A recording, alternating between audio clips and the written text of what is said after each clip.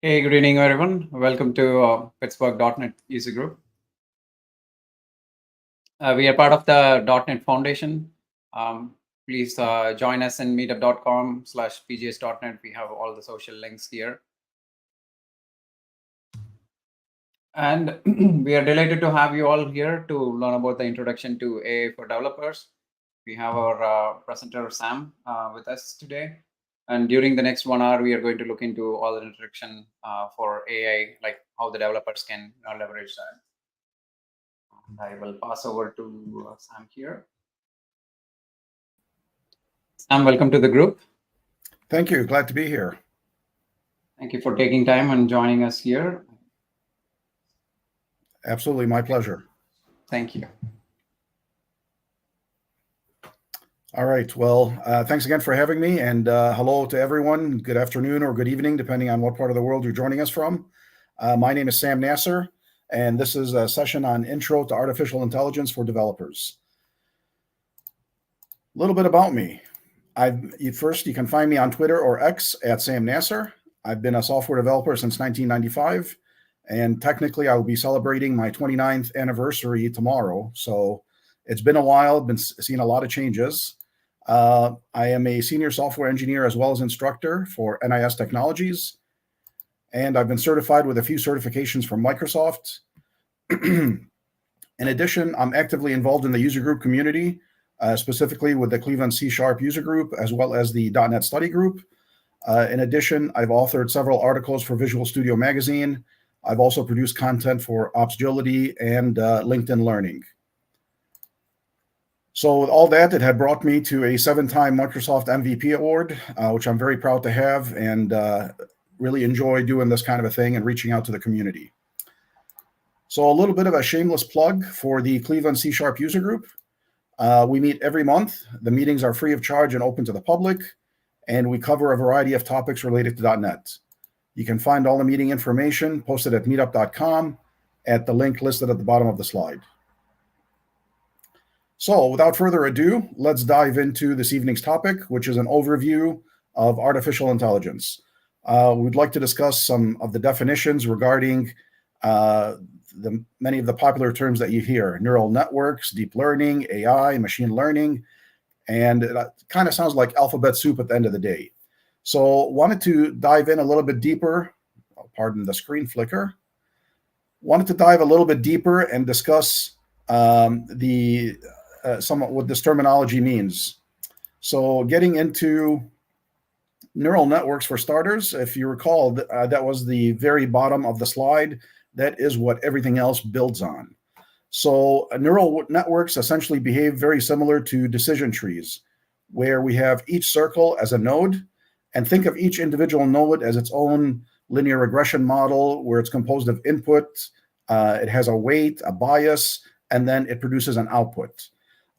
Likewise, that node could also be making a decision in the end. So we give it some form of data, and then we get an output at the end, which could be a decision leading us one way or the other. So with that said, let's take a look at an example. Let's say that I am a surfer, hypothetically, and I enjoy surfing, and there are some things that I need to consider before getting into the ocean. So first, are the waves good? Yes or no? And I would give that, since they're good, I would give it a 1. If it's a no, it would be a 0. And is the lineup empty to get in? No, it's not. There's people waiting ahead of me. And then more importantly, let's say that I am surfing off the coast of Australia or South Africa. And I would ask, has there been a recent shark attack? And in this case, no would be a 1. It's the positive thing that I want to strive for. But all these things weigh differently, meaning if there's a shark attack, it's definitely going to deter me, regardless of whether the waves are great or if the line is completely empty. So there are some things that weigh heavier than the others. So I can say, for example, for the first item, are the waves good?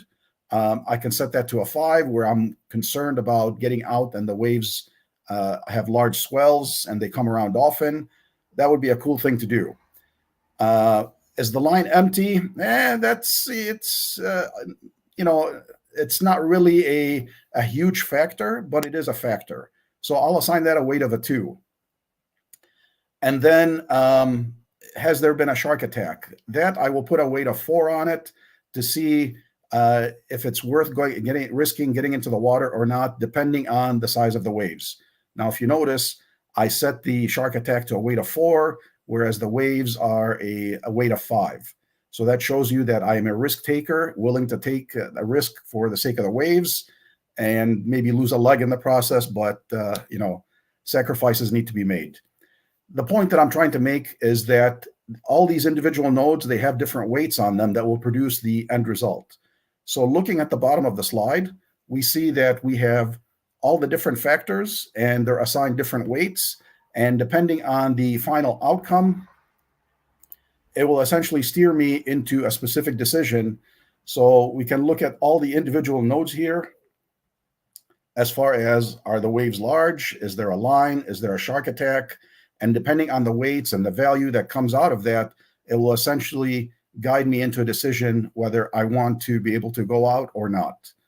And so that is essentially what a neural network is. It's composed of a variety of different nodes that allow me to be able to make a decision one way or the other, depending on the weights that were assigned to it.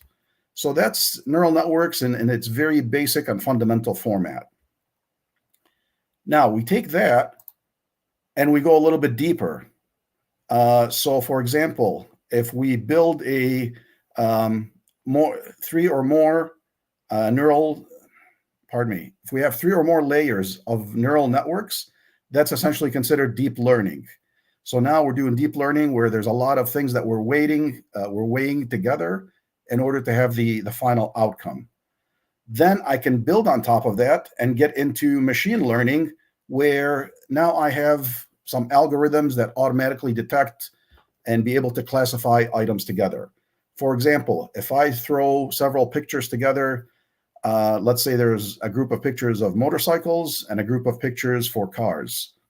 So throughout, the algorithm will eventually be able to decipher and classify those that are cars versus those that are motorcycles, and without my intervention. So that's one example of machine learning.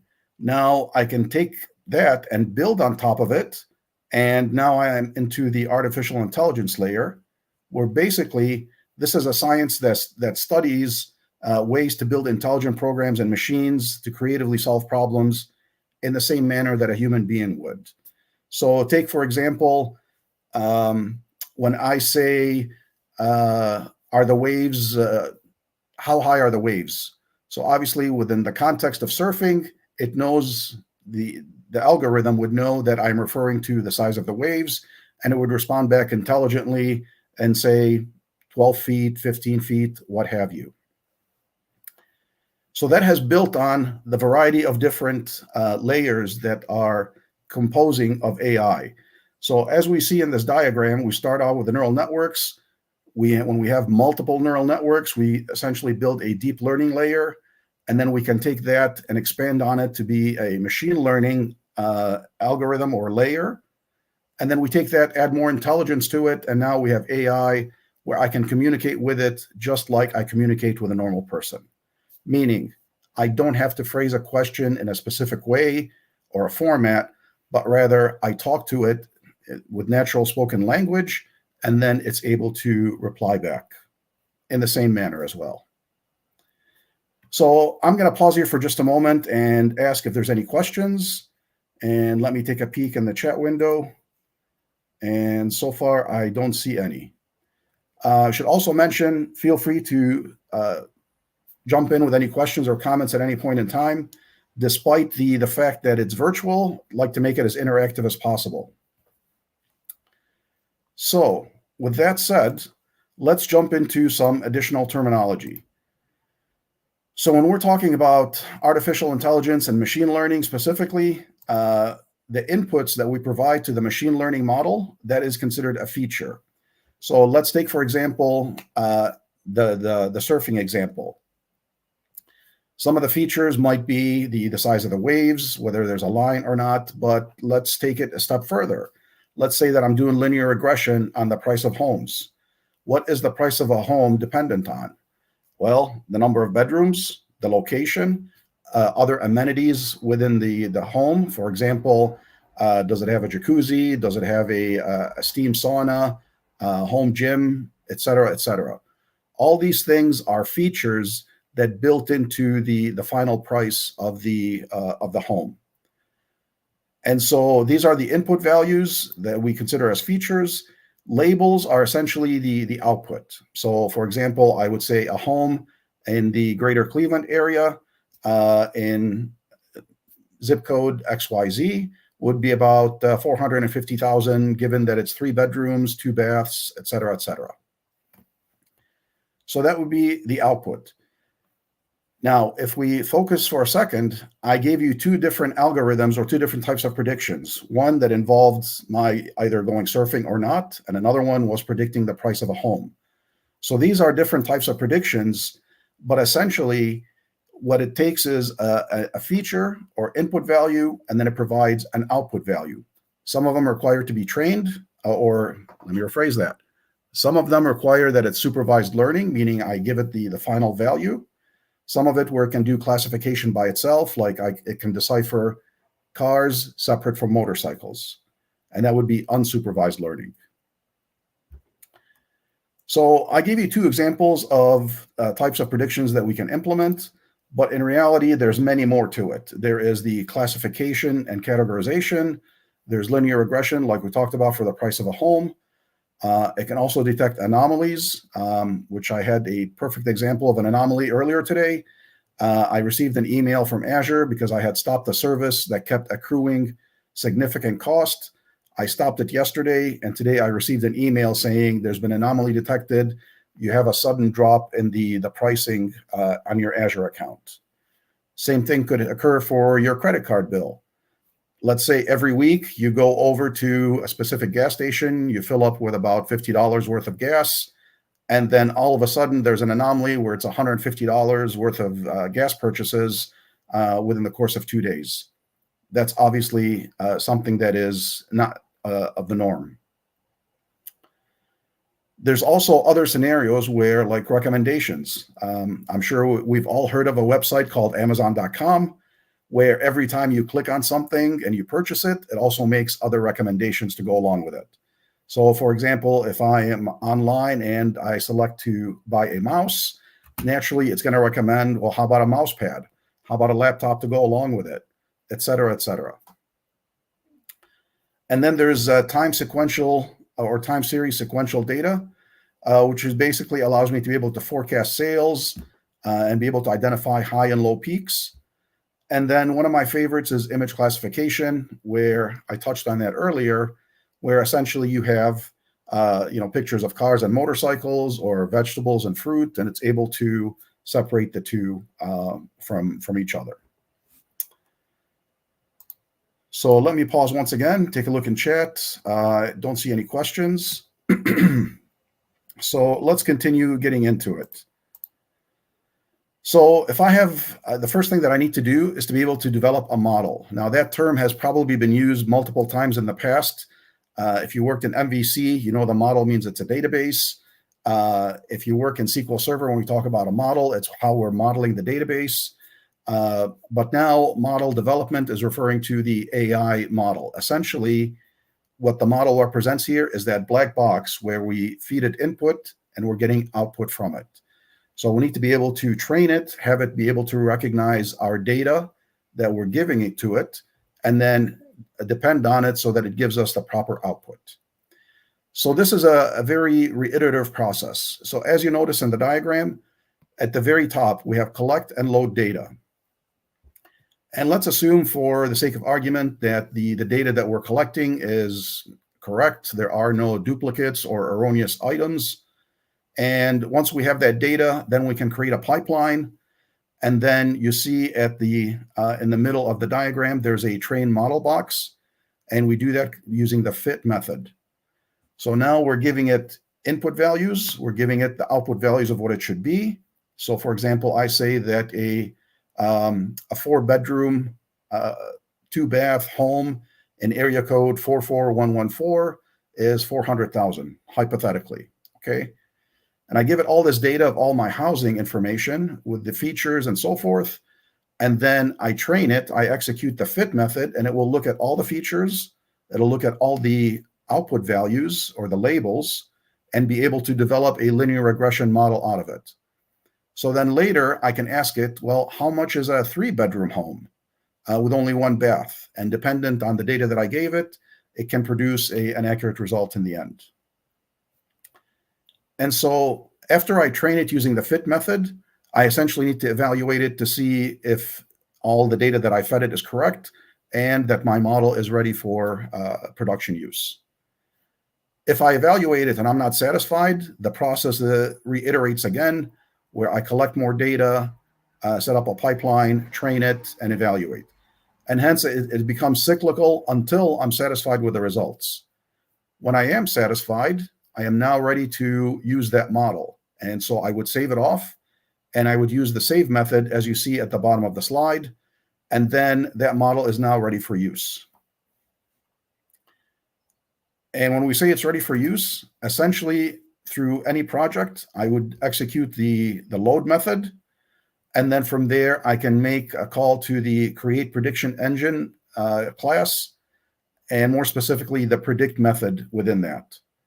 Obviously, there's some more things that go along with it, such as setting up the sample data and passing it into the prediction engine. So how do I get started with that? So in the .NET world, obviously you'll be using Visual Studio, and we're going to create a sample application. What I need to do for my setup is make sure that I have the ML.NET model builder installed. And so specifically, if you look at this slide where I have the .NET desktop development environment loaded, but more specifically, if you look over on the right pane, I have ML.NET model builder selected. And this will allow me to implement the model and be able to train it and utilize it.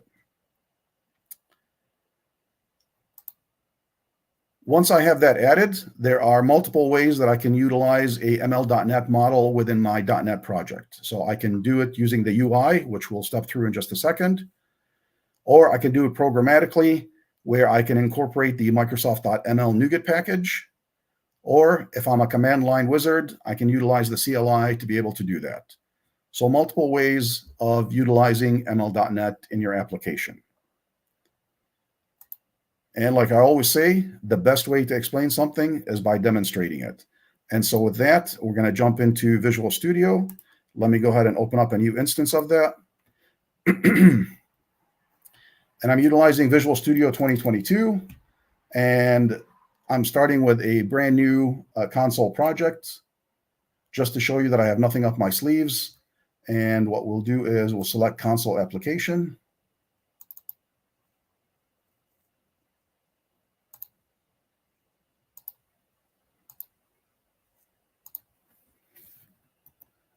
And let's call this ML demo. I'm sorry to interrupt. There was one question, if you would mind. Take it. Oh, absolutely. Let me go ahead and take a peek there. It's saying that he's been working on some AI with C# and Python. Next one is a question. Does duplication in the initial data set affect quality of prediction in the model is able to come up with? It can, depending on the trainers that you're using and the algorithms, it may, yes. Thank you. All right, very good. And I appreciate your questions. Again, feel free to keep them coming, as well as comments. And so with that, I'm going to make sure that I have the right path. So I'm going to create a demo folder here.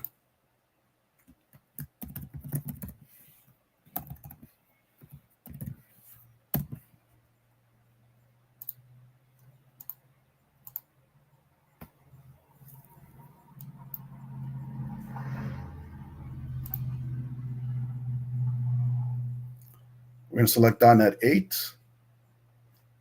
And it's going to take a moment to run. And there is my the project that I had just created. Again, it's a console application. There's nothing in it. So what I will do is I will right-click on the project itself, and then I'll select Add in Machine Learning Model. And the reason that this is available is because I did the prerequisite steps of installing the ML Builder in my .NET desktop development environment, as I showed you earlier. So we'll go ahead and select that. We'll keep the default name of mlmodel1.mbconfig. And now it's going to walk me through a GUI of basically what type of scenario or prediction do I want to do. And you'll notice that each one specifies whether it can be done locally or if it can be done locally or in Azure, so that I can utilize the computing power of Azure without having to waste my local resources. And so for this specific scenario, I'm going to select data classification. And then it's going to show me the environments that I have available for my local environment. And then next, I will select the data file. And so this data file is essentially comments that were downloaded for a fictitious pizzeria. And let me go ahead and share that with you. So we see that it's a flat text file where basically it has the comments as well as an indicator whether it's toxic or not. So, wow, love this place. That is a positive comment, so it's assigned a 1. Crust is not good. That is assigned a 0, so on and so forth. And I think I have about 1,000 lines in here, if I'm not mistaken. Yes, 10,000 to be exact. Oh, I'm sorry, I misread it. 1,000. So it's a CSV file where, tab delimited rather, that shows all the comments as well as the output, whether it's positive or negative. So going back into my project, I'll go ahead and select that file. And it shows me a preview with the first column and the second column. And now it's asking me which column do you want to predict? And here we're talking about the label. So that's the output. And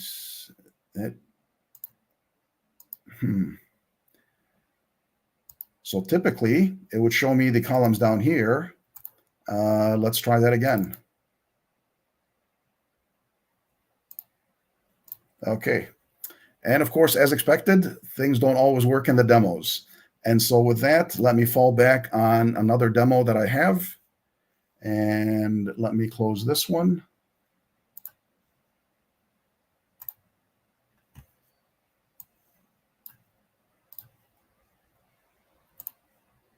So again, the scenario that I selected was the data classification. The data that I have is pointing to the Yelp label text file.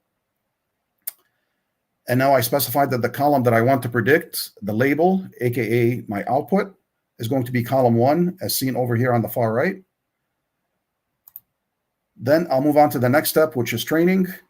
And I'm going to train it for 10 seconds. And then I'll select train again. And the reason I'm selecting train again is because I already ran this example previously to make sure that I had a working demo. And so you'll notice the training time as it was executing. Let me show you in the lower pane. Basically, it was stating that it ran through these trainers. And what a trainer is basically a combination of an algorithm as well as the task. So here we're doing classification of text, and it went through different algorithms trying to decide which one is best for predicting future text. And so it came back with the best accuracy of 0.79, which is relatively high. And it told me the best model was the FastTree OVA. And the training time it took was 8.4 seconds, even though I had assigned it 10 seconds up above. Now it's prompting me for my next step. which is to evaluate it. So it pulls off one example, and I can run it through the model. And the example here is crust is not good. When I ask it to predict it, comes back with a 92% confidence that this is a toxic value, or toxic comment rather. And then it's giving me the macro accuracy for the model is 0.79. So at this stage, I'm satisfied with the results. I'm ready to move on. I click next step, and then in the next tab, consume. So I can consume this in a variety of ways. It's giving me a code snippet here where I can utilize it. In addition, it's giving me the ability where I can add it as a console application or add it to my solution as a ASP.NET Core API.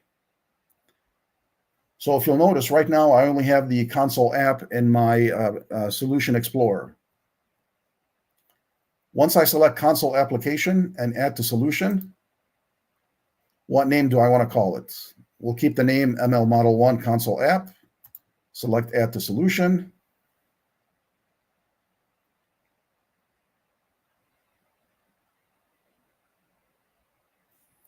And there you see it added another project with the ML Model 1.mb config, which is the same one that was specified up above. Then I can move on to my next step, where I can deploy the model and put it into production, or there's some additional reading about how to improve the model and the accuracy. But at this stage, I'm essentially ready to go. I have it in my application as a separate project. And if we look at the program.cs there, we'll see that we have a ML model, ML model 1.mb config.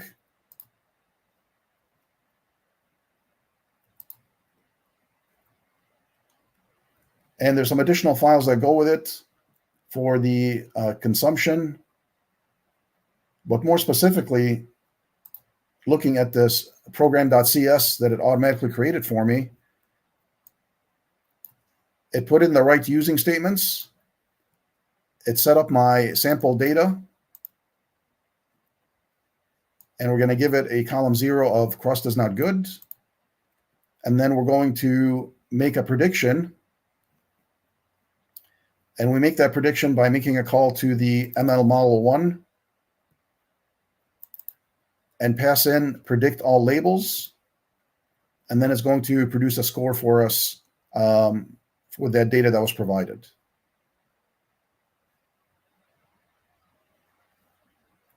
So now we can set this as our starting application. And we'll go ahead and hit run.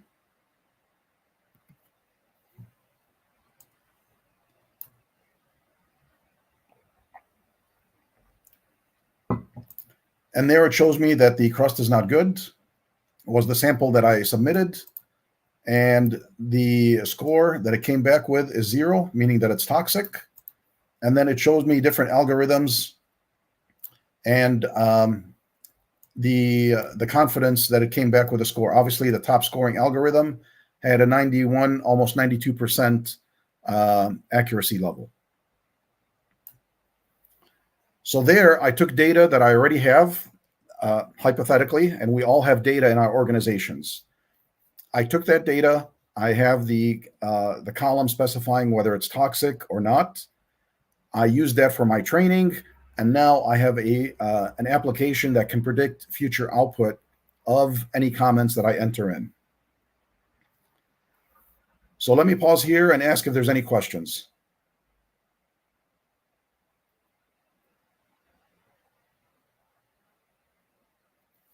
Going once. All right. Again, any questions pop up at any point, feel free to jump in.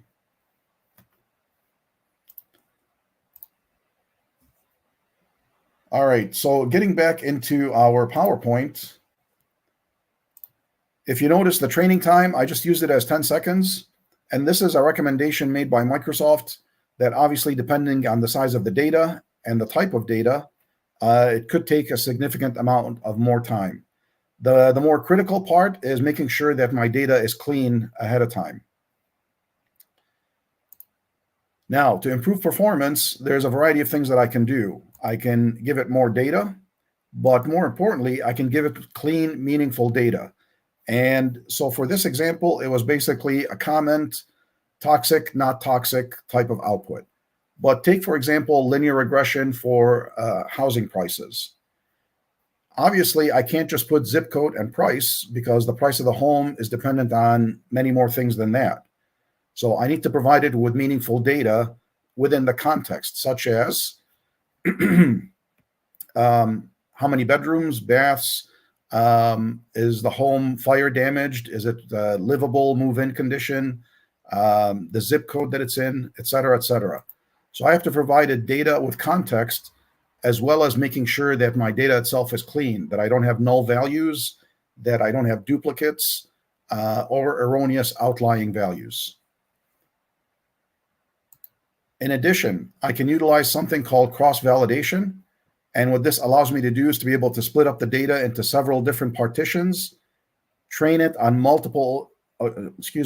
train it using multiple algorithms, and then be able to identify the best algorithm for that from that data that was gathered. In addition, I can try different algorithms. So as you had seen in the demo, basically it ran through different trainers, which are algorithms looking for different tasks, dependent whether it's image classification, text classification, regression, what have you. So running through those different algorithms and making sure that I have the best fit is one of the best ways to find out how to improve performance. So again, this is a list of the different scenarios that I can do with my machine learning. It's not just linear regression or categorization, but there's a variety of other things that I can select from the get-go in my ML model. I also wanted to step through another example. Now, if you recall that there was something called Azure Cognitive Services, and that essentially has been morphed over into Azure AI Services under a new name with additional services. So one of my favorite features is utilizing the text features. More specifically, it's within the speech service, but it offers a variety of different text-to-speech, speech-to-text, as well as speech translation. So let me go ahead and demonstrate some of that. And essentially what this involves is setting up the speech service on Azure, getting the key and the subscription. And as you see here, allow me to enlarge my code. I stored those off in my configuration manager. Those are supposed to be kept under lock and key, no pun intended. But I store my region and my subscription. Those are my keys for accessing my service from Azure. Once I do that, the code is fairly simple. And this is an example as seen here, text-to-speech.cs.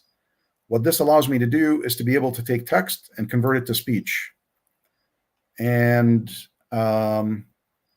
actually, because of possible audio issues, let's do this. Let's go to the speech translation.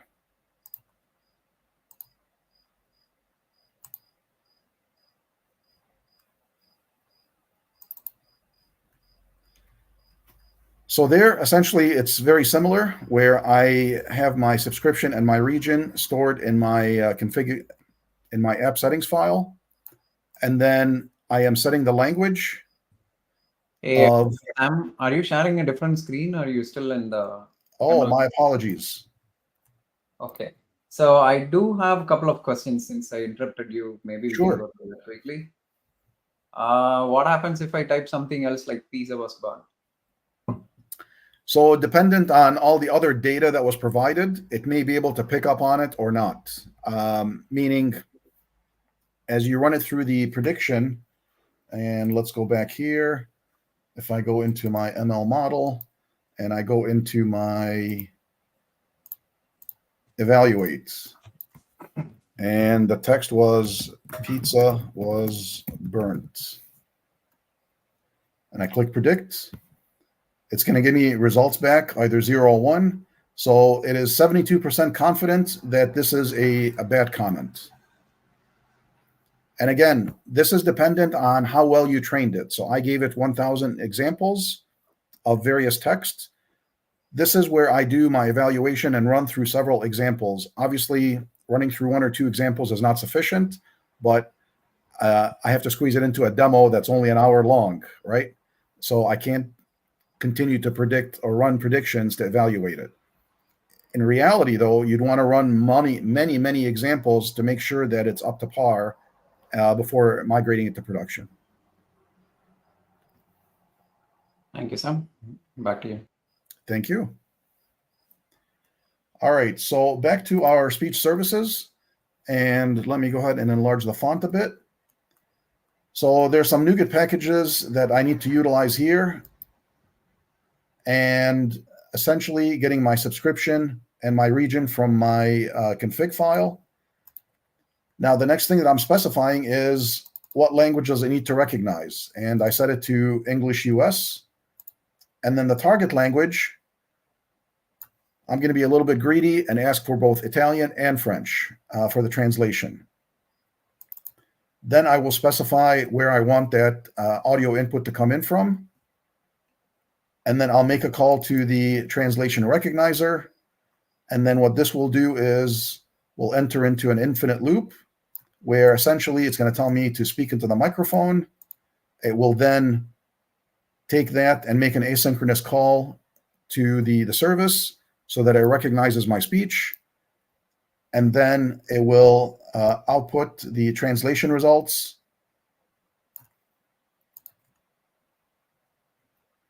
And this is a method that is called down here. So we pass it in the translation result that we got from Azure, and then we scroll through, and essentially this displays what the results that were found. If nothing was found, then it displays the error codes down here. So let's run through an example.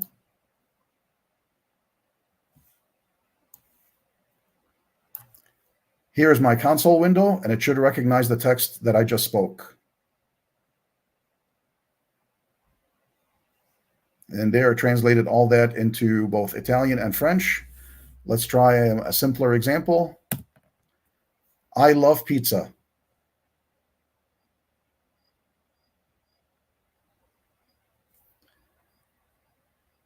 So this is another low-hanging fruit that you can implement with the speech to text, because now this way, if someone is visually impaired, they can walk up to a kiosk, be able to feel their way around to press a button and be able to speak into it.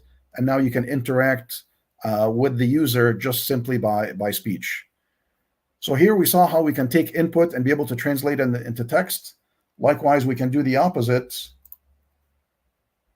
And another example is, so this was the translation.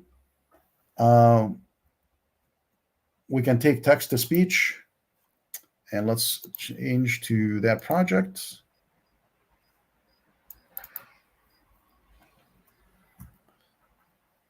And because I already have my service set up in Azure, I'm utilizing the same subscription and region keys.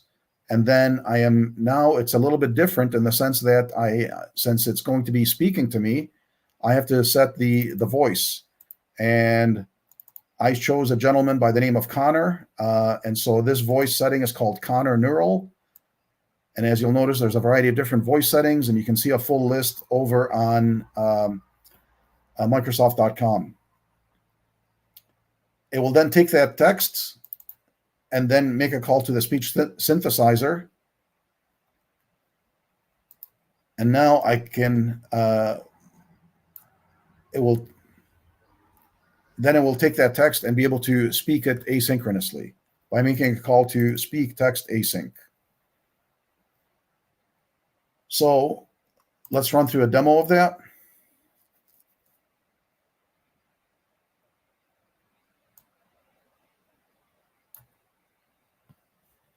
And let's remove the breakpoints.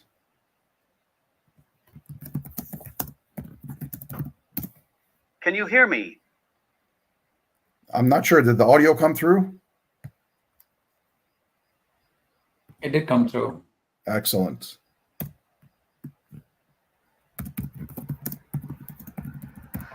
Please say hello. So as you see, the choice that I preferred was a male voice with a relatively straightforward American accent, if you will. Like I said, there's a variety of different voices to choose from: male, female, different countries, different accents, etc. Any questions so far?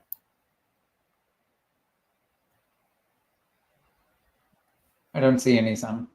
All right. So we talked about how we can build an ML.NET project using data that we have and be able to identify various things, whether a comment is toxic or not, be able to do linear regression. Another thing, relatively low-hanging fruit, is to be able to converse with our user either by text or by speech, and vice versa, accept either text or speech for dialogue with the application.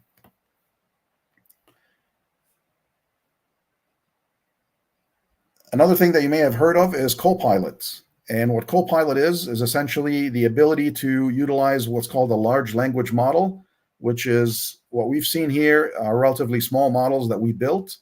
But if you take a large language model, something that's built off of the internet, various facts that are found on the internet combined into a large language model.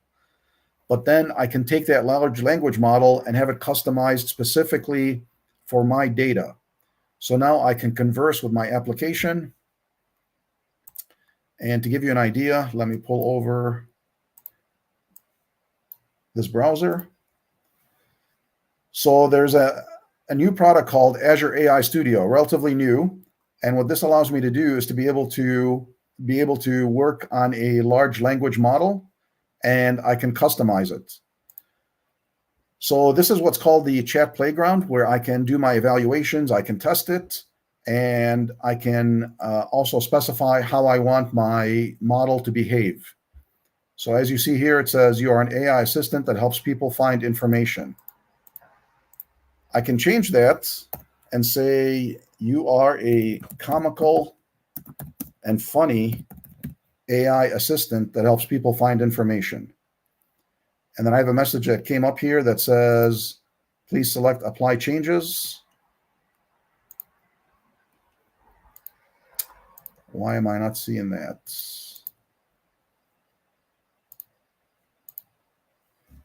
Okay, let me refresh.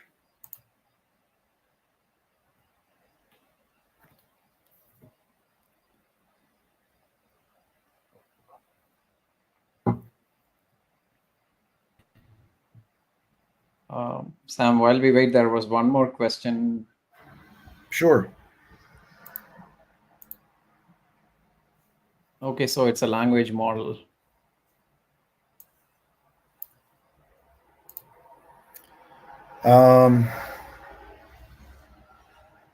When you say language model, which one are you referring to? What I'm doing here? Maybe I think it's the previous one that you were showing the demo. With the speech text translation? Yeah, I would think so. Maps, if you can be more specific, it'd be easy for us to answer that. So actually, I'll answer both. So for the speech to text or speech services in general, that is just a service offered by Microsoft, and everything else, the model within it, that's kind of a hidden black box for the most part. And so I specify which language I want to recognize. So for example, the speech translation, I want it to recognize English US, and then I need to translate it to Italian and French. So this is already part of the Azure service, and it just translates it for me. There are some modifications that I can make, which are relatively advanced in the sense that I can have it to tweak the response with certain accents. I can have it to respond to certain words depending on the dialect and the country that I'm referring to. Here, I just kept it English US, plain and simple. So as far as language goes with the speech recognition, that's all built into Azure. I really don't have a whole lot of control over it. As far as within Copilot, And let me pull up the right window.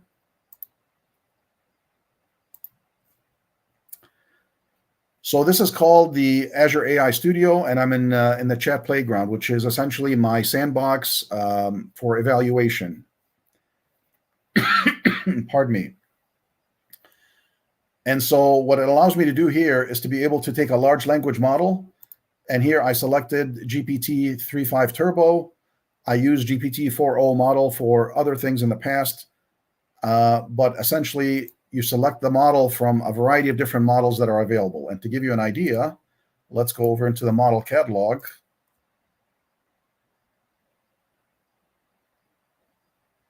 And we see we have 1,700 models, over 1,700 models to choose from, large language models.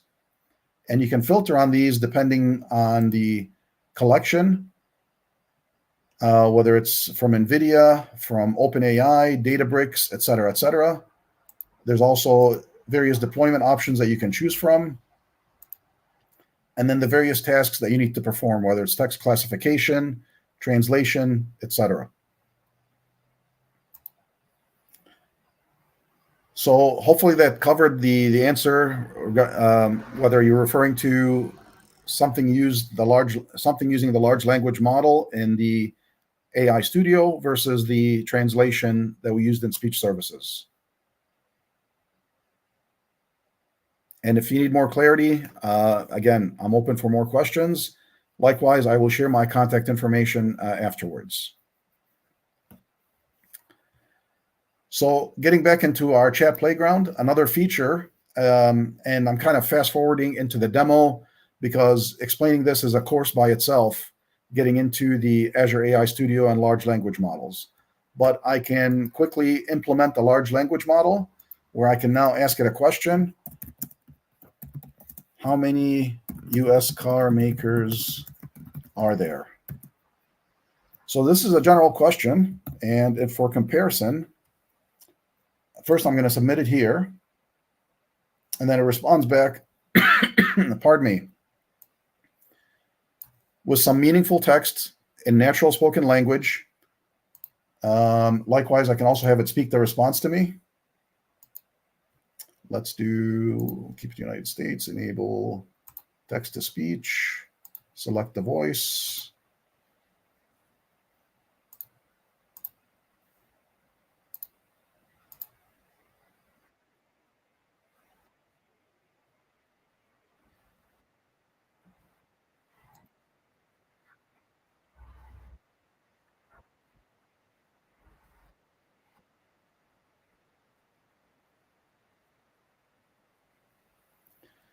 So as we see, I asked it a natural spoken language question, and then it responded back with natural language as well for the response. But now if I go to something like Google, which I'm sure we've all used before,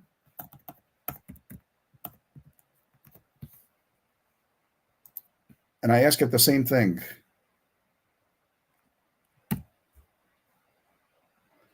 Now, as of lately, they've incorporated this AI overview, but beforehand, you'll notice that all I had was just a choice of links to choose from, where then I could derive the right answer from it, as opposed to directly in my Copilot, where I enter it in, I'm utilizing a model of my choice, and it gave me the proper response back in natural spoken language. Now, to take it a step further, I also have the ability to add in my own data. So let's say, for example, I have a company where we sell hiking boots. I can train it on that specific data for product info. Pardon me. And then I can deploy an application. And once the application is deployed to the web, you'll notice that this is on one of my Azure websites. Now I can ask, how much are the Trail Walker boots? And it responds back, the price of the Trail Walker hiking shoes is 110. And then I can further ask it another natural language spoken question and say, are the Trail Walker boots stylish? It'll take a moment to generate the answer. And then not only does it respond back with the answer, but in some cases, it also gives me a reference of where that answer is found. So for this specific scenario, it doesn't provide any information about the style, but let's ask it another question. Are the Trail Walker boots comfortable?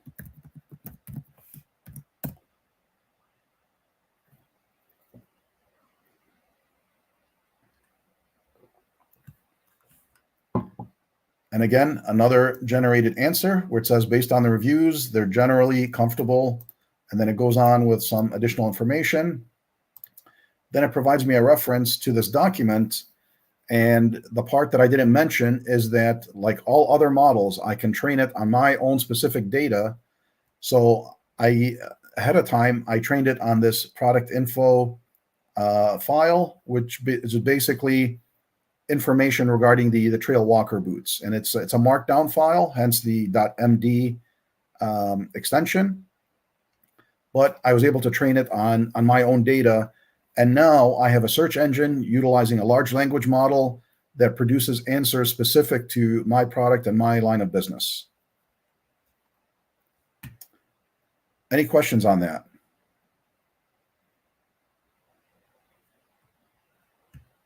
All right, fairly quiet crowd tonight, but I would happily share my contact information. And so let's get back into the remaining slides.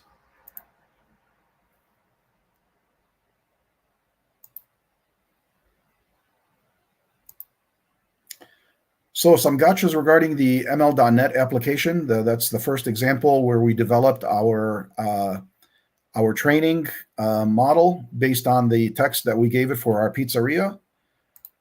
So one gotcha is that 32-bit is supported on Windows, except if you're using TensorFlow, LightGBM, or Onyx. These are different frameworks for machine learning. Likewise, in previous versions of Visual Studio, I used to get this error where when I'm adding on a new project, that it tells me that it is not supported and that I need to utilize the x64.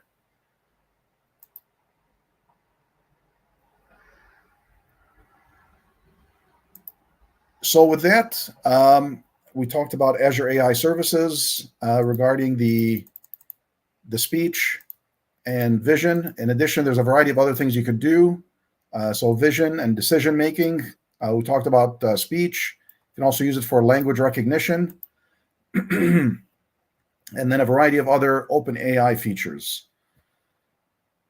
Let me just skip down to some other things that I wanted to cover.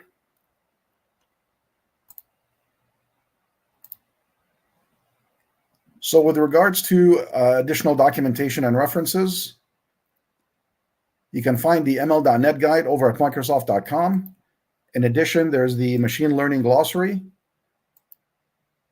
And then improving ML performance. That was similar to what I had mentioned about getting more data with context, cleansed data, etc.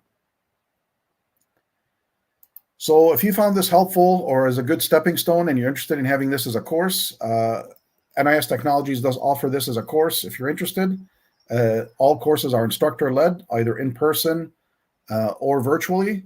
And as far as my contact information, you can find all my socials on Linktree/Sam Nasr. But more specifically, feel free to reach out to me. My email is snasr@nistechnologies.com. You can also find me on Twitter at Sam Nasr. My blog, where I blog about different AI and machine learning articles, samnasr.blogspot.com. And lastly, if we're not connected on LinkedIn, I invite you to do so. And so with that, thank you all for attending, and thank you for having me. And I really sincerely hope that we keep the conversation going. Just because the meeting is coming to an end doesn't mean the dialogue stops here. I really enjoy reaching out to other people. The internet has made the world a village. We just email or set up a virtual conference call, and we can connect. I can help you get started with an ML project or get going into AI. It would be my privilege and honor to help you. And so with that, thanks again for attending, and please keep in touch. Thank you, Sam. It has been a pleasure hosting you. And well, if you have any further questions, like Sam mentioned, you can reach out on his social channels. I believe one last question related to the language model, Sam, that you were talking through. The question belonged to the first example. The first example. So we were talking about the translation. I would think so. Yeah. Okay. So again, that's all encompassed within the Azure service that's provided there.